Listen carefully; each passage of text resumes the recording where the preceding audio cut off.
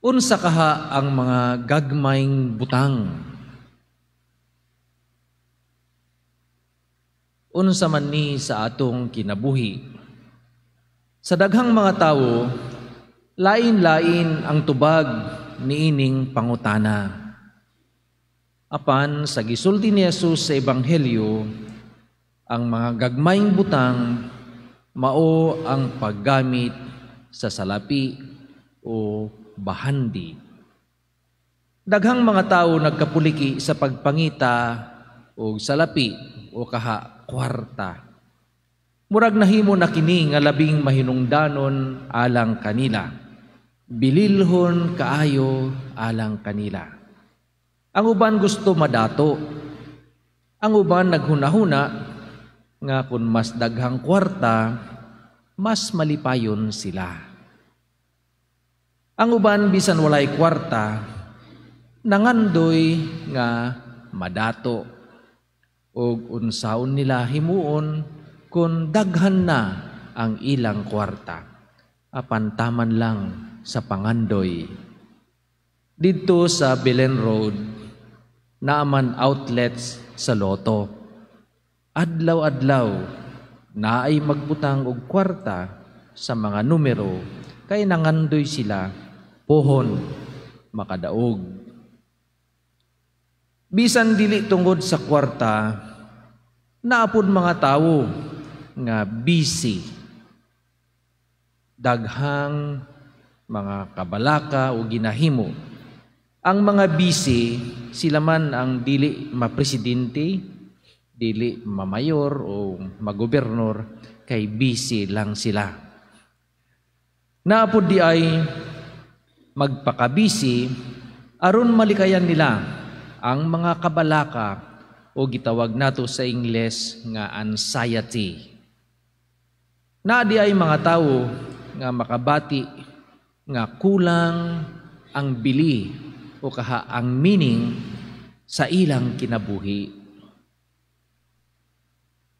Daghan gani mga tao, sayon lang sila malaay, maboard. Siyempre, ang uban, kung nagpaminaw sila sa sermon sa pari, maboard pud sila. Nangita sila kalingawan o kaha makahatag o kalipay, bisan makadyot lang. Kung sobrang atong kabisi, basi dili lang duha ang atong amo o agalon, mas daghan pa. Nadungog nato sa Ebanghelyo karong adlaw nga dili gayud mahitabo nga duha ka agalon ang atong alagaran o dili kita mahimong ulipon sa duha ka agalon. Dili ninyo madungan pag-alagad ang Dios ug ang salapi. Mao ang pagtulunan o itudlo ka nato ni Jesus karong adlaw. You cannot serve God and money. Ang kwarta, magamit man sa daghang mga butang, makatabang sa kinahanglanon sa atong pamilya. Apan alang kang Jesus, gamay ra kini. Alang sa panglantaw nga Dios nun. In the divine perspective, money is just a small matter. Aron kasaligan kita sa mga dagkong butang o kaha mga responsibilidad, kinahanglan usab kasaligan kita sa mga gagmayng butang. Labi na sa paggamit nga matarong sa salapi o kwarta, ubisan pa ang atong mga bahandi.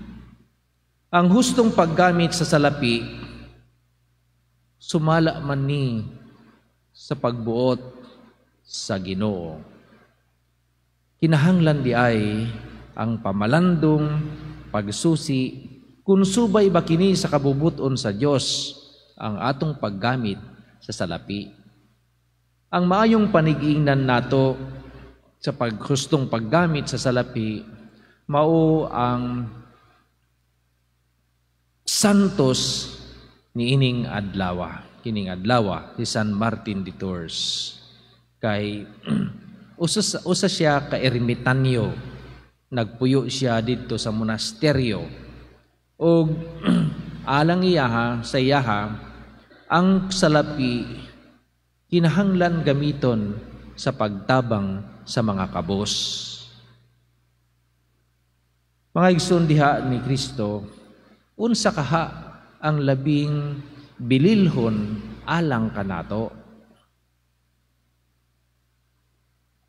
Ang gitudlo ni Jesus, pangitaa una ang gingharian sa Dios, ang tanang butang ikadugang kaninyo. Seek first the kingdom of God, and all the things will be added unto you. Ang gingharian sa Dios mauni ang labing bililhon sa atong kinabuhi, ang atong kaluwasan. Ingon ni Jesus sa Ebanghelyo, ang giisip sa mga tao nga bililhon kaayo, walay bili sa atubangan sa Dios. Kaya ang labing bililhon man ang atong kaluwasan, ang nga kita makapasakop kita, makaapil sa iyang gingharian. Tinuod ang iyang gisulti, unsa kaha ang makuha sa usa ka tawo kung makuha niya ang tibok kalibutan, bisan pa siguro ang tanang bahandi, apan mawala man niya ang iyang kalag, ang iyang espiritu, ang iyang pagkatao. Siyempre, wala.